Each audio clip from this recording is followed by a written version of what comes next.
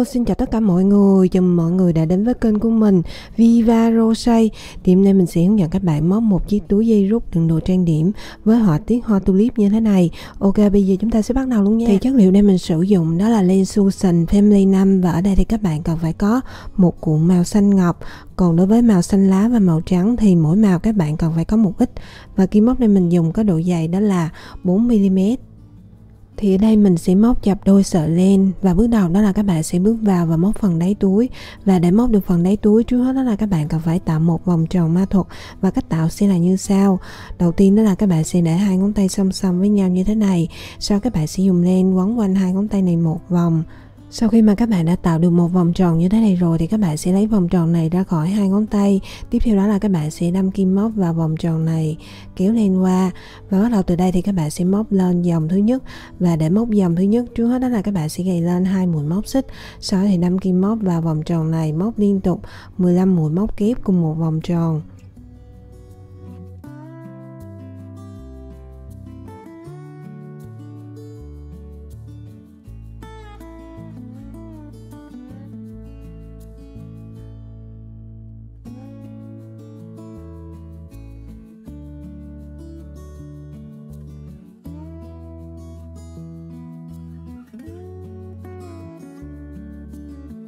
Bước tiếp theo, để cho cái hình tròn này trở nên khép kín thì các bạn sẽ cầm cái sợi len ở ngoài cùng này, sau đó thì kéo lại cho thật chặt.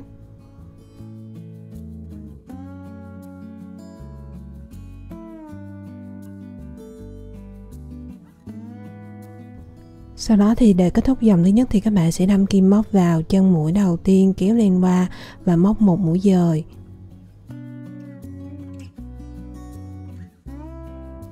Và như vậy là các bạn đã móc xong dòng thứ nhất rồi, và tổng số chân mũi dời các bạn đang có là 15.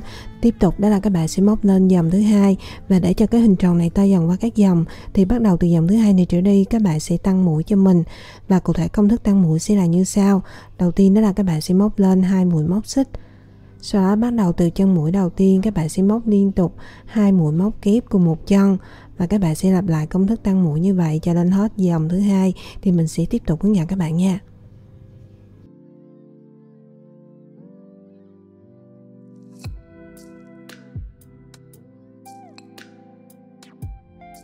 Và sau khi mà các bạn đã móc xong dòng thứ hai rồi thì không tính chân mũi mà các bạn đã móc lên bằng 2 mũi móc xích, chỉ tính các chân mũi mà các bạn đã móc lên bằng các mũi móc kép, thì tổng số chân mũi giờ các bạn đang có là 30.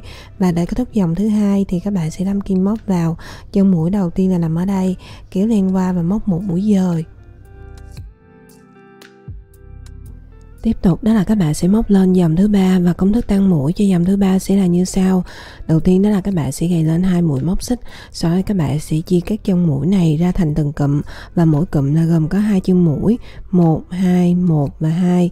Thì với chân mũi thứ nhất các bạn sẽ móc một mũi móc kép trên một chân mũi, và với chân mũi thứ hai thì các bạn sẽ móc liên tục 2 mũi móc kép cùng một chân, và các bạn sẽ lặp lại công thức tăng mũi như vậy cho đến hết dòng thứ ba. Thì mình sẽ tiếp tục hướng dẫn các bạn nha.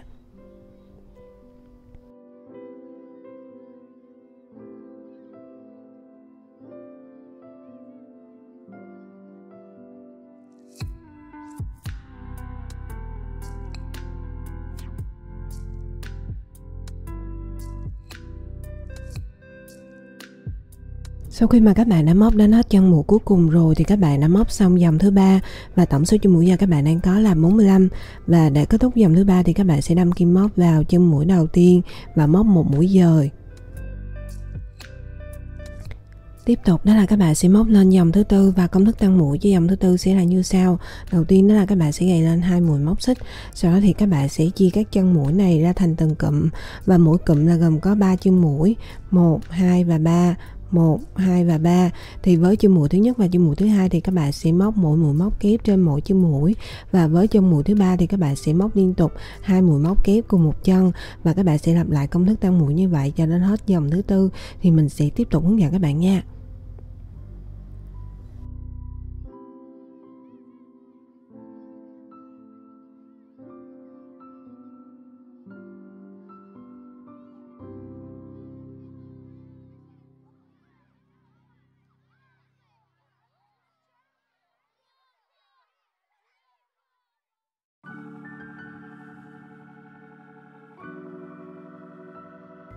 Sau khi mà các bạn đã móc đến hết chân mũi cuối cùng rồi thì các bạn đã móc xong dòng thứ tư và tổng số chân mũi dài các bạn đang có là 60. Và để kết thúc dòng thứ tư thì các bạn sẽ đâm kim móc vào chân mũi đầu tiên và móc một mũi dời. Và sau khi mà các bạn đã móc xong dòng thứ tư thì các bạn đã móc xong phần đáy túi, và bắt đầu từ dòng thứ 5 trở đi các bạn sẽ chuyển qua móc phần thân túi. Vì vậy mà bắt đầu từ dòng thứ 5 các bạn không tăng mũi nữa mà các bạn sẽ giữ nguyên số chân mũi cho mình. Và cụ thể cách móc dòng thứ 5 sẽ là như sau.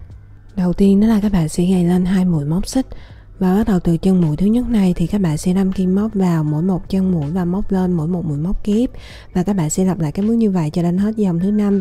Và sau khi mà các bạn đã móc xong dòng thứ 5 rồi, với các dòng còn lại các bạn cũng sẽ lặp lại cái bước tương tự giống như là dòng thứ 5 mình đã hướng dẫn.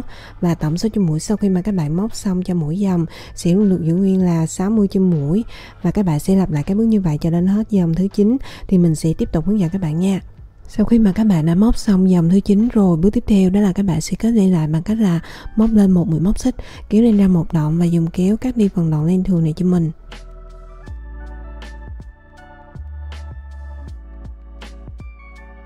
Bước tiếp theo đó là các bạn sẽ đổi sang len màu xanh lá và móc lên dòng thứ 10. Và để móc trước hết đó là các bạn sẽ đâm kim móc vào chân mũi đầu tiên là nằm ở đây. Sau đó dùng len và lấy mũi đầu tiên. Tiếp theo đó là các bạn sẽ kéo mũi đầu tiên mà các bạn vừa mới gài qua chân mũi đầu tiên này cho mình.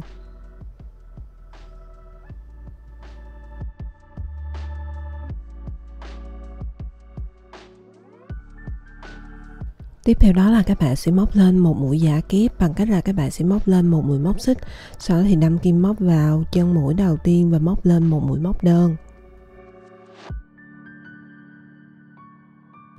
Sau đó các bạn lại móc lên một mũi móc xích. Tiếp tục đâm kim móc vào chân mũi của mũi móc đơn đầu tiên là nằm ở đây và móc lên một mũi móc đơn.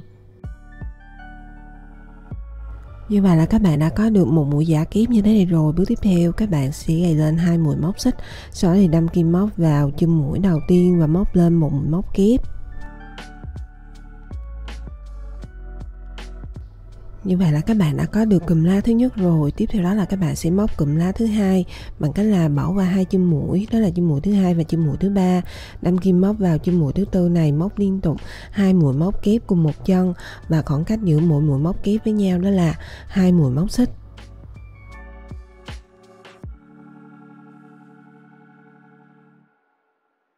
Như vậy là các bạn đã có được cùm lá thứ hai rồi, thì đến đây các bạn sẽ bắt đầu làm lại các bước tương tự giống như là cùm lá thứ hai mình đã hướng dẫn.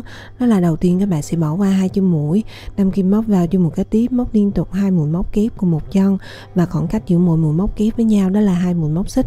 Và các bạn sẽ lặp lại các bước như vậy cho đến khi nào mà còn lại hai chân mũi cuối cùng thì mình sẽ tiếp tục hướng dẫn các bạn nha.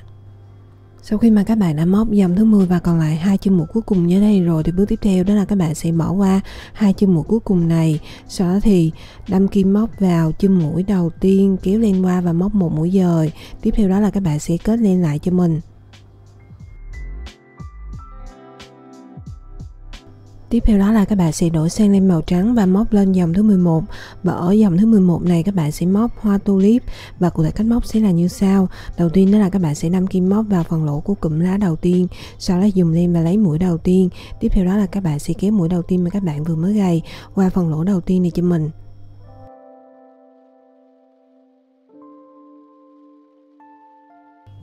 Tiếp tục đó là các bạn sẽ gài lên 2 mũi móc xích, sau đó thì đâm kim móc vào phần lỗ đầu tiên, móc liên tục 5 mũi móc kép cùng một phần lỗ.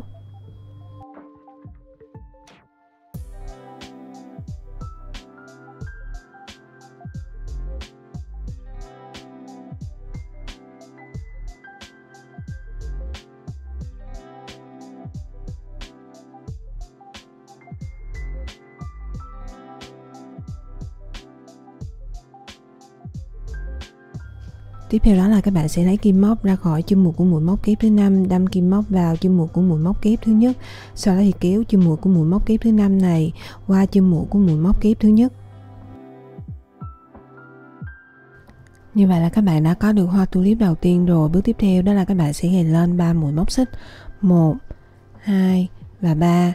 Sau đó thì các bạn sẽ móc lên hoa tulip thứ hai bằng cách là các bạn sẽ đâm kim móc vào phần lỗ của cụm lá thứ hai này, móc liên tục 5 mũi móc kép cùng một phần lỗ.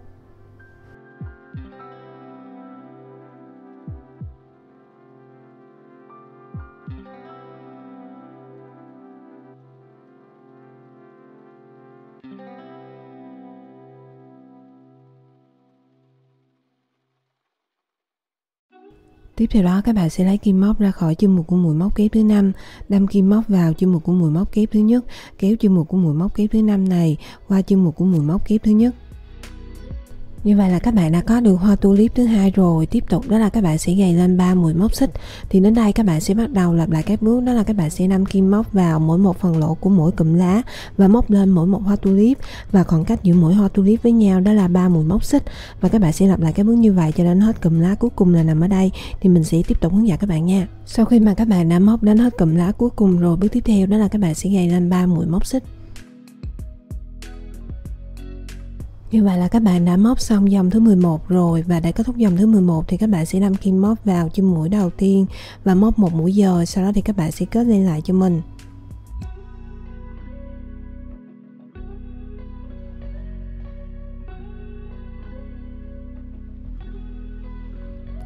Tiếp tục đó là các bạn sẽ đổi sang lên màu xanh ngọc và móc lên dòng thứ 12. Và để móc dòng thứ 12 trước hết là các bạn sẽ đâm kim móc vào chân mũi đầu tiên, sau đó dùng len và lấy mũi đầu tiên. Tiếp theo đó là các bạn sẽ kéo mũi đầu tiên mà các bạn vừa mới gầy qua chân mũi đầu tiên này cho mình.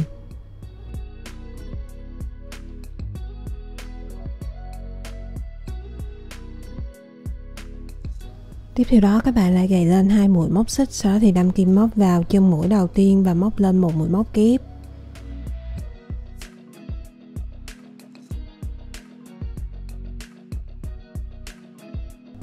Sau đó các bạn sẽ đâm kim móc vào phần lỗ đầu tiên, móc liên tục 2 mũi móc kép cùng một phần lỗ.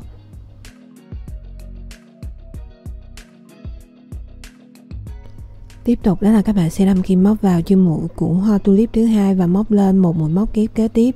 Thì đến đây các bạn sẽ bắt đầu lặp lại các bước, đó là đối với chân mũi của hoa tulip thì các bạn sẽ móc lên một mũi móc kép, còn đối với phần lỗ thì các bạn sẽ móc liên tục 2 mũi móc kép cùng một phần lỗ, và các bạn sẽ lặp lại các bước như vậy cho đến hết dòng thứ 12 thì mình sẽ tiếp tục hướng dẫn các bạn nha.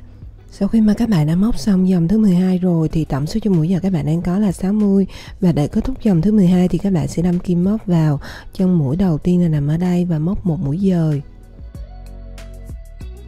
Tiếp theo đó là các bạn sẽ móc lên dòng thứ 13, và ở dòng thứ 13 này các bạn sẽ lặp lại các bước tương tự giống như là dòng thứ 5 mình đã hướng dẫn, đó là các bạn sẽ đâm kim móc vào mỗi một chân mũi và móc lên mỗi một mũi móc kép, và các bạn sẽ lặp lại các bước như vậy cho đến hết dòng thứ 13 thì mình sẽ tiếp tục hướng dẫn các bạn nha.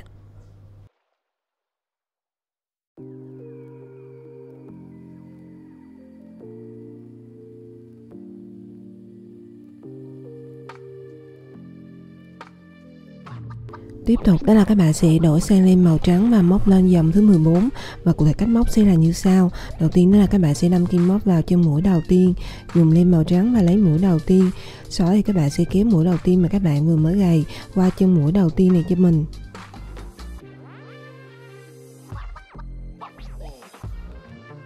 Tiếp theo đó các bạn sẽ móc lên một mũi móc xích, đâm kim móc vào chân mũi đầu tiên và móc lên một mũi móc đơn. Sau đó thì các bạn sẽ gầy lên 3 mũi móc xích, bỏ qua 2 chân mũi, đó là chân mũi thứ 2 và chân mũi thứ 3, đâm kim móc vào chân mũi thứ 4 và móc lên một mũi móc đơn.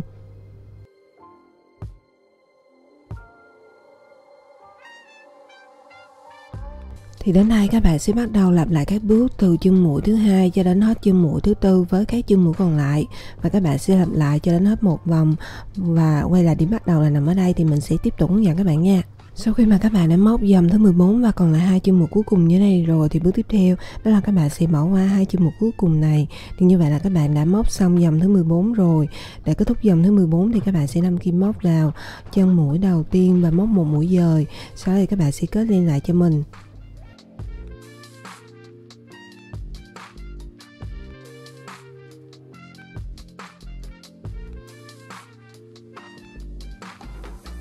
Bước tiếp theo nữa đó là các bạn sẽ đổi sang len màu xanh ngọc và móc 2 phần dây rút. Thì đầu tiên là mình sẽ hướng dẫn các bạn móc phần dây rút thứ nhất trước nha. Và để móc phần dây rút thứ nhất, trước hết đó là các bạn cần phải lấy mũi đầu tiên, sau đó các bạn sẽ gầy lên tổng cộng là 80 mũi móc xích.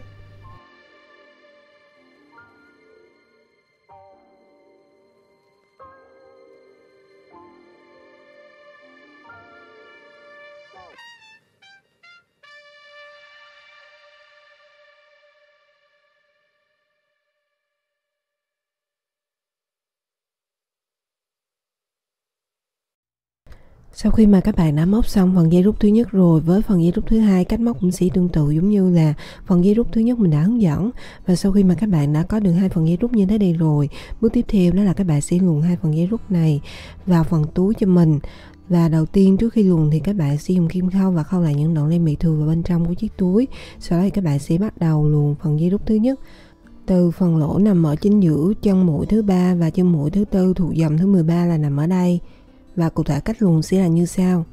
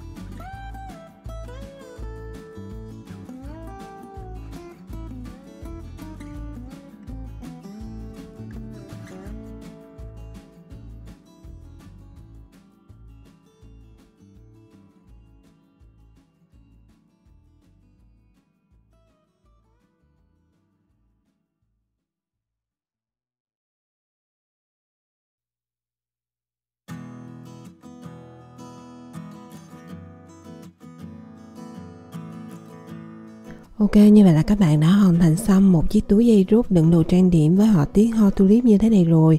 Mình chúc các bạn sẽ thành công và sản phẩm của các bạn làm ra nha. Chào tạm biệt và hẹn gặp lại các bạn ở video sau. Bye bye, see you.